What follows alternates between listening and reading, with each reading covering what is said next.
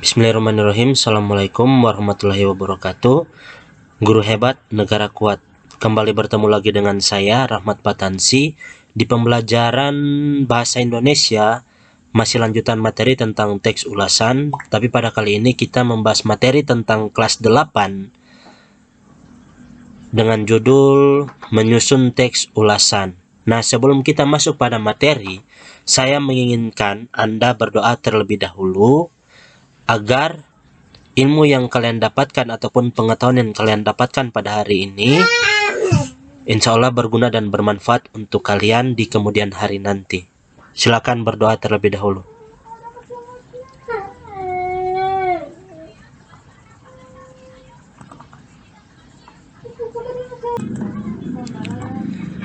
Lanjut ya. Untuk menyusun teks ulasan ada beberapa langkah-langkahnya. Jadi perhatikan ya sambil mendengarkan dan kalian juga sambil membaca. Langkah-langkah penyusunan. Yang pertama, teks ulasan merupakan suatu teks yang berisi pembahasan atau penilaian terhadap suatu buku atau karya-karya lain. Pada pertemuan yang lalu saya sudah menyinggung tentang teks ulasan itu seperti apa dan apa-apa saja yang bisa diulas. Saya sudah menyinggung pada pertemuan yang lalu. Jadi kita lanjut ya. Teks ulasan disusun berdasarkan tafsiran maupun pemahaman atas isi buku yang dibaca. Jadi tafsiran dan pemahaman ini berdasarkan isi buku yang dibaca, maksudnya berdasarkan orang yang menafsir dan yang memahami isi buku yang ia baca. Berbeda dengan menafsirkan terhadap teks lain yang lebih tertuju pada kepentingan sendiri. Penyusunan ulasan selalu ditujukan untuk kepentingan orang lain. Tafsiran dan menafsirkan beda ya. Tafsiran ini bertujuan untuk orang lain, sedangkan menafsirkan itu hanya untuk diri sendiri ya, dipahami ya. Itu maksudnya ya. Untuk menyusun teks seperti itu, perhatikanlah langkah berikut ya. Silakan kalian baca.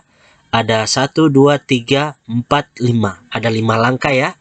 Yang pertama, mencatat identitas buku atau karya yang akan diulas yang meliputi judul penulis, nama penerbit, tahun terbit, termasuk ketebalan, kalau perlu termasuk harga buku.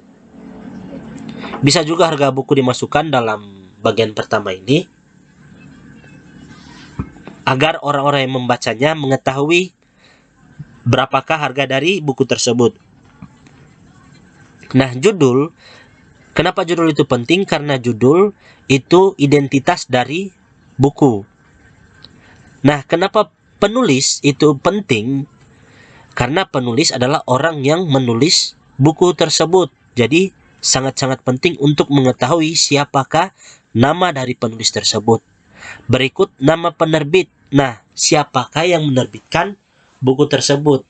Penerbit ini adalah label atau orang yang bertanggung jawab untuk urusan tentang penerbitan buku-buku yang penulis tersebut ingin terbitkan. Tahun terbit juga penting karena setiap tahun ada beberapa buku yang terbit dan mungkin sama judul tapi isinya beda kemungkinan. Walaupun judul sama belum tentu isinya pasti sama ya. Ada judul yang sama tapi isinya pasti berbeda dan penulisnya juga berbeda. Sebab itulah penting untuk mencatat identitas dari buku atau karya yang akan diulas. Termasuk ketebalan. Ketebalan ini merupakan halaman ya. Halaman yang dimiliki oleh buku tersebut. Kira-kira buku yang akan kita ulas memiliki halaman sebanyak berapa halaman? Mungkin sekitar 100, 200 atau berapa? Silakan kalian perhatikan sendiri ya. Yang kedua, mencatat hal-hal menarik atau penting dari isi buku. Jadi mencatat hal-hal menarik atau penting maksudnya silakan kalian tulis yang kalian anggap hal tersebut menarik atau kata-kata atau kalimat tersebut menarik dan kalian anggap penting dari isi buku tersebut. Berikut menelaah. Menelaah kelebihan dan kelemahan isi buku. Jadi menelaah dan kelebihan dan kelemahan isi buku ini kita mencari tahu apakah kelebihan yang dimiliki dari buku tersebut dan apakah kelemahan ya atau kekurangan dari isi buku tersebut. Mungkin dari segi penataan, tulisan, atau dari segi penggunaan kalimat atau kata, mungkin dari segi penggunaan lambang ini ya, lambang yang digunakan dalam penulisan seperti titik, koma, tanda seru, tanda tanya, tanda kutip mungkin kurang tepat. Itu biasanya kekurangan-kekurangan tersebut terdapat di beberapa buku yang biasanya juga si penerbit, jadi sebelum buku tersebut diterbitkan akan masuk terlebih dahulu di bagian editor atau editing. Nah, di bagian ini buku tersebut akan diperbaiki kesalahan-kesalahan yang terdapat pada buku tersebut, akan tetapi ada beberapa kesalahan yang pasti akan dilewati. Nah, kesalahan-kesalahan yang dilewati ini adalah bukan karena sengaja ya, bukan karena sengaja mereka lewati, tapi karena mungkin ada sesuatu hal sampai mereka bisa melewati hal tersebut. Makanya biasanya sebelum buku itu diterbitkan akan diperiksa berulang-ulang kali dengan orang yang berbeda sebelum buku itu benar-benar diterbitkan. Makanya ada label-label yang penerbit yang sudah handal dalam hal tersebut. Jadi jika kalian ingin menerbitkan tulisan atau karya kalian, silakan temui label yang sudah berpengalaman. Berikut merumuskan kesimpulan tentang isi dan kesan-kesan buku itu secara keseluruhan. Jadi kita rumuskan dan buat kesimpulan tentang isi dan kesan-kesan. Jadi isi bukunya kira-kira kita akan simpulkan seperti apa, kita akan rumuskan seperti apa, kesan-kesan yang ada dalam buku itu kita akan rumuskan dan kita simpulkan seperti apa. Berikut membuat saran-saran untuk pembaca. Jadi setelah kita mengulas, langkah terakhirnya kita membuat saran untuk pembaca tentang buku yang kita ulas. Alangkah baiknya saran tersebut bersifat membangun rasa pembaca ingin membaca buku tersebut. Jangan kita memberikan saran bahwa jika ada yang ingin membaca buku ini, janganlah karena isi bukunya sangat tidak bagus dan jelek. Itu jangan seperti itu ya. Itu namanya kita tidak menghargai tulisan orang lain. Seburuk-buruk apapun tulisan orang lain, kita harus menghargai karena belum tentu kita bisa menulis seperti yang orang itu lakukan. Mungkin bagi kita kurang menarik, tapi mungkin bagi orang lain itu menarik. Manfaat yang didapatkan setiap orang atau individu itu beda-beda ya, tidak sama. Berikut ya.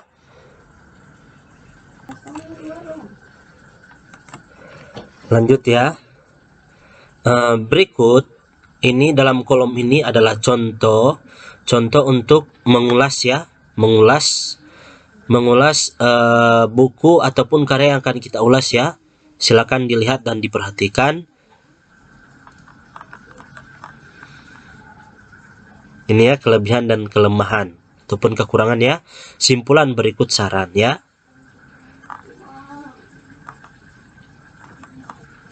Berikut penuangan catatan ke dalam teks ulasan lengkap. Pada pembelajaran sebelumnya, ini ya, Anda telah membuat sejumlah catatan tentang buku. Ini jika kita bertatap muka, maka tugas kalian itu akan membuat catatan tentang buku-buku. Tapi karena kita bukan tatap muka, hanya sekedar tatap dunia maya, jadi di sini saya hanya ingin menjelaskan tentang teks ulasan itu sendiri, lebih khususnya materi untuk hari ini ya. Nah, dalam kotak ini silakan diperhatikan identitas buku Identitas buku itu seperti tadi, itu ada ini ya tadi, kolom-kolom ini ya. Ini ya. Sudah diperhatikan kan? Nah, itu identitas dari buku. Orientasi. Orientasi sudah saya jelaskan pada pertemuan yang lalu. Orientasi ini pendahuluan ya, semacam pendahuluan ataupun pengantar, sebuah pengantar dari tulisan ya. Berikut sinopsis. Sinopsis ini jika dalam film itu ada trailer, atau sinopsis ini gambaran singkat tentang cerita. Analisis ini kita melakukan penelitian atau mencari tahu ya. Evaluasi ini kita memilah dan memilih. Kita lakukan evaluasi. Artinya di sini juga ada tahap perbaikan ya. Berikut ini jika kita melakukan sebuah penilaian ya, penilaian atau tanggapan dari buku atau karya. Kelengkapan unsur-unsur teks tulisan. Itu kira-kira kalau 1 sampai 4 berapakah nilai yang akan kalian berikan? Begitu ya. Lengkapilah tabel di bawah ini dengan benar sesuai dengan tingkatan penguasaanmu terhadap materi-materi dalam bab ini. Seperti yang saya katakan tadi, jika kita tatap muka, pasti ini akan terbahas dengan sangat-sangat baik, karena akan lebih gampang bagi seorang guru untuk sekedar setelah menjelaskan lalu dipraktekkan. Praktek juga harus didamping oleh guru karena untuk memberikan pemahaman yang lebih baik lagi tentang hal yang sedang dipraktekkan atau contoh yang lebih baik lagi, agar guru tersebut bisa mengontrol dan bisa memandu. Jadi pokok pembahasan merinci macam-macam informasi pada teks. Jadi macam-macam informasi itu seperti apa ya, sesuai dengan tulisan ini. Lengkapilah tabel di bawah ini dengan benar sesuai dengan tingkat penguasaan terhadap materi-materi dalam bab ini. Tingkat penguasaan. A itu mungkin baik pengertiannya, A itu sangat baik, B baik, C cukup, D kurang. Jadi mungkin seperti itu ya tingkatannya. Jika kalian merinci macam-macam informasi pada teks, jika itu baik silakan dicentang A. Sangat baik centang A. Silakan seperti itu ya. Lanjut. Ini ya dari keterangan. A sangat disukai, B disukai, cukup disukai, tidak disukai. Berarti seperti yang saya umpamakan tadi, sangat baik, cukup, kurang. Paham ya? Ya, sampai di sini dulu pertemuan kita pada hari ini. Insya Allah apa yang saya sampaikan bisa bermanfaat untuk kalian.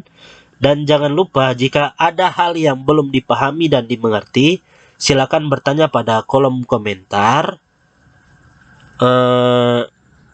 Jangan lupa tuliskan nama Anda di kolom komentar dan asal Anda dari mana, agar saya mengetahui. Berikut juga,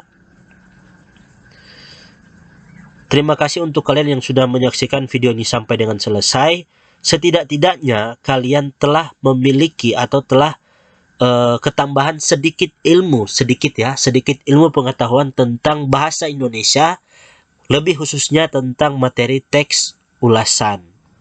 Sekian yang dapat saya sampaikan, dan jangan lupa di like dan subscribe, karena kata orang ya, subscribe itu gratis. Jadi jangan lupa di subscribe. Terima kasih. Sekian, wabillahi taufiq wa hidayah. Wassalamualaikum warahmatullahi wabarakatuh.